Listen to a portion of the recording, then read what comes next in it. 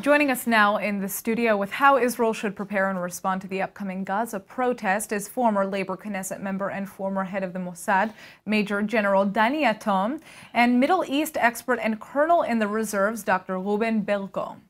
All right, so let's begin. This peaceful sit-in, as Hamas puts it, is coming just days after the largest Hamas live drill that Israel has essentially ever seen. So what is going on right now in the minds of Israeli defense officials?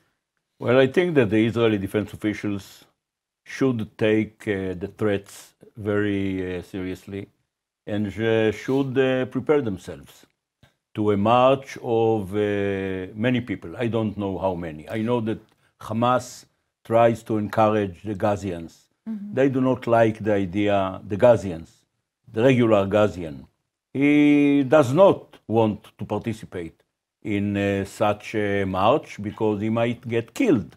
But it is the Hamas which is behind it. And the big exercise that Hamas executed was, I think, in order to have a show of force. What I'd like to say, I mean, there is said to be thousands of Gazans collecting for the protest, like you said, and what if they were all to simultaneously rush the fence? What would Israel or what could Israel do about that? I believe that one should pay attention seriously to what the spokesman of Hamas has declared several minutes ago. He said, we are about to go back to our cities, homes in occupied Palestine. They really mean it. Actually, they meant to do it several times. So in principle, we should take this declaration very, very seriously, as Brigadier General Yatom said. But in addition to this, we also have to understand and to take into account the fact that Hamas basically built on the citizens of Gaza, innocent sometimes, citizens of Gaza, to any military act. They have used them in the last battles as human shields, and now they put them on the front of what they mean to break. So I'd like to also, mention the humanitarian aspect here, which you spoke about right now. How will Israel maintain its humanitarian edge, during these upcoming demonstrations that we're about to see? Because certainly the world is going to be watching how Israel reacts to these protests. As far as I am concerned, I think that there are three main factors that the Israeli Defense Forces and the security apparatuses should behave accordingly. The first one is to reinforce the forces over there and to bring as many as possible soldiers to face the number of thousands or maybe more than a few thousands, maybe dozens of thousands Palestinians. Because for them it will be much more difficult for the Palestinians to infiltrate into Israel if they will face an armada of many, many Israeli soldiers. Secondly, not to allow even one of the Palestinians to cross the border into Israel, to avoid it.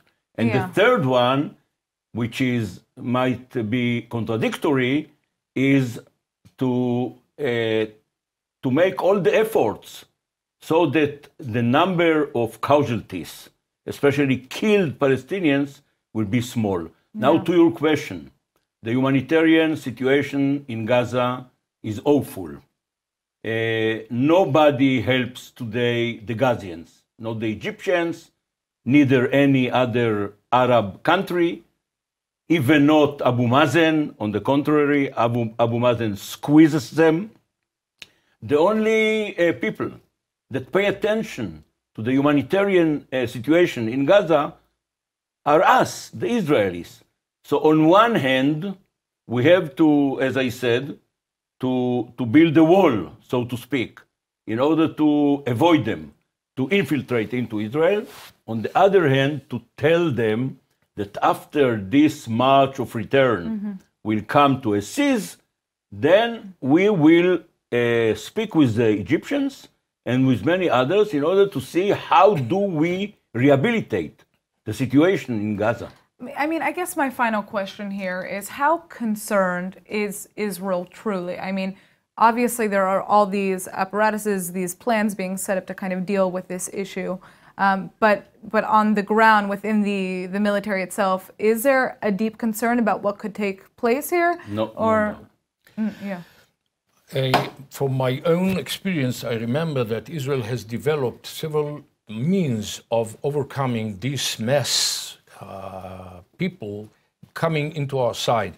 But I believe that we should stop them in any means, of course, trying the most we can in order not to kill anybody, but to injure.